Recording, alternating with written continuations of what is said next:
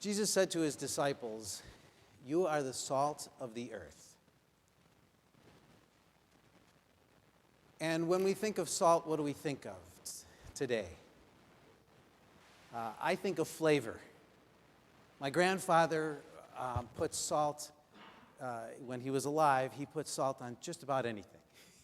He would salt his breakfast cereal in the morning. He would salt his tomatoes. He would salt just about anything. He wanted flavor, and you couldn't get enough of it. I also think now sometimes of doctors' offices telling us about that salt, about saying, well, wait a sec, maybe you need to calm down on the salt usage. And he would actually, I think, tell my grandfather that a little bit because my grandfather was honest with him. I also think of saltiness. Saltiness is flavor. When we add flavor to our lives, sometimes that can be verbally. I know that my wife used to do pastoral visits, and I used to do pastoral visits. And there was one particular woman that we would visit, and every time we would come back home from that visit, we'd say, "Gosh, that woman is really salty." And I think Alex kind of described that last week. For those of you who were here last week and heard last week, he described his mom as saying, "Hogwash," and maybe even worse. And she was salty. So our saltiness adds flavor. When we put this in context, we think of Jesus' time. When Jesus would use salt, they would use it for flavor. They would use it not only for flavor, but as what else? Preservative. That's right. Preservative. Now, when I think of, in Iowa, we love our bacon. And how many people here have had salt-cured bacon? It's pretty salty stuff. You want to cook it just so that, some portion of the salt content just backs off a little bit and you're not assaulted. So when we use salt as a preservative, and of course in Jesus' time they didn't have refrigeration like we have, and they didn't have other things that might chemically preserve things, and so they would use salt to do that. They would also use salt in some instances as currency. So if you picture keeping salt in your pocket or the pocket of your tunic or whatever you're wearing at the time, and somebody having something that you liked and you offering salt to exchange for that as currency. Salt was a commodity. One of the things that Jesus really meant by salt and light, really both of those things, is how important the disciples were. He was talking to the disciples, and really he's talking to us, I believe.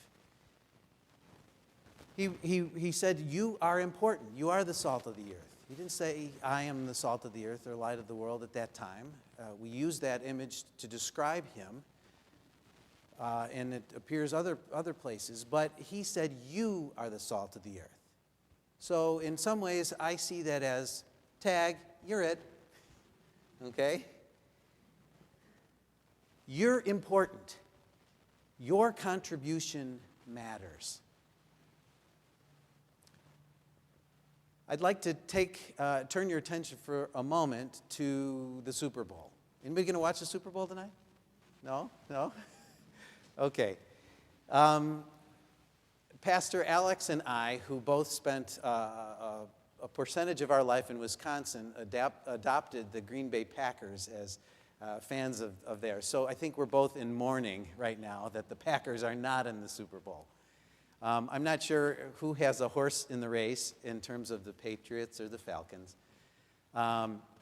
But before I was a Packers fan, I was a Chicago's Bears fan. Anybody Bears fan here? The hapless Bears, okay. Thanks. The few, the proud. But I do remember the one Super Bowl that the Bears won. Does anybody remember that? The one Super Bowl that the Bears won. Yes, 1985 or 6, it was that season, I think, yes. At that point, their star player, running back really, was Walter Payton, who has since passed on. But he did something that called to the light in others on his team that year. He had taken, as part of really his football training, ballet lessons. You know,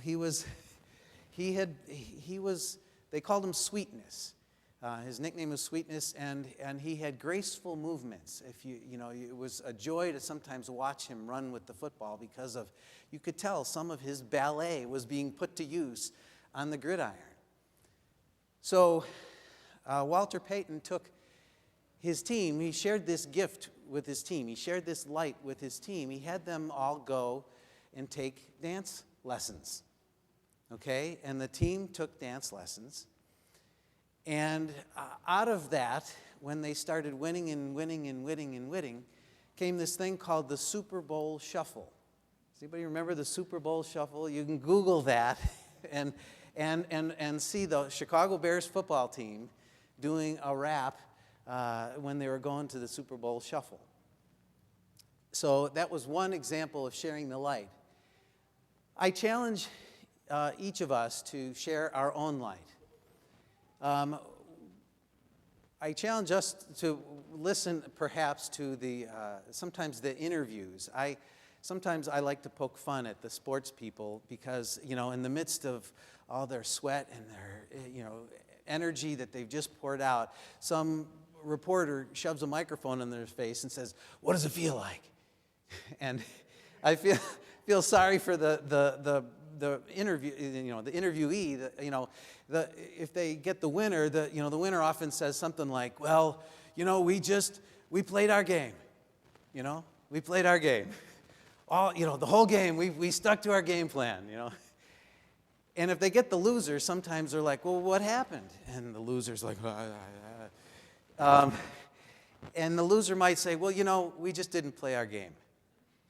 Or we played our game, but like this one quarter, we just went away from our game plan, and that's what our downfall was. So we need to be conscious of playing our game. A couple of days ago, a pastor friend of mine shared with me this little rhyme that I'd like to share with you. It's about today, and he calls it All in Good Taste, but I'm going to call it the Salt and Light Shuffle. Okay? Here we go. Let's break this down into its parts to see how Jesus reached our hearts. To the Israelites, he said from the height that you are salt and you are light. You're the mineral compound of a profound rebound. You're the sodium chloride of a spiritual joyride. You're the curative preservative who adds the spice. You're a condiment, a testament of paradise. You're a saline solution to a moral devolution. You got the flavor of a Savior who's never wavered. You're the seasoning with reasoning, so don't lose your taste. Now do everything you do with a dash of grace. You're the salt shakers, the caretakers, the homemakers, the wiseacres, the playmakers, the earth shakers, the peacemakers, the heartbreakers. A city on a hill can't be concealed. What's really in your heart will be revealed. To the Israelites, he said from the heights that you are salt and you are light. You're the light of the world. You're a heavenly spark. With every good work, you turn back the dark. Got to spread the word every place you go. Now, don't you hide it under a bushel. No. This is the audience participation part. Raise your light. Repeat after me. Raise your light. Repeat after me. Put your light up in the air. Put your light up in the air. Wave it around like you really care. Wave it around like you really care. Raise your lamp like you're the champ. Raise your lamp. Hold it up like until you get a cramp. Make it clear that it's your call to spread God's love to one and all. Now, we're not here to cause no trouble. we're just doing the Salt and Light Shuffle. Let's play our game, the whole game.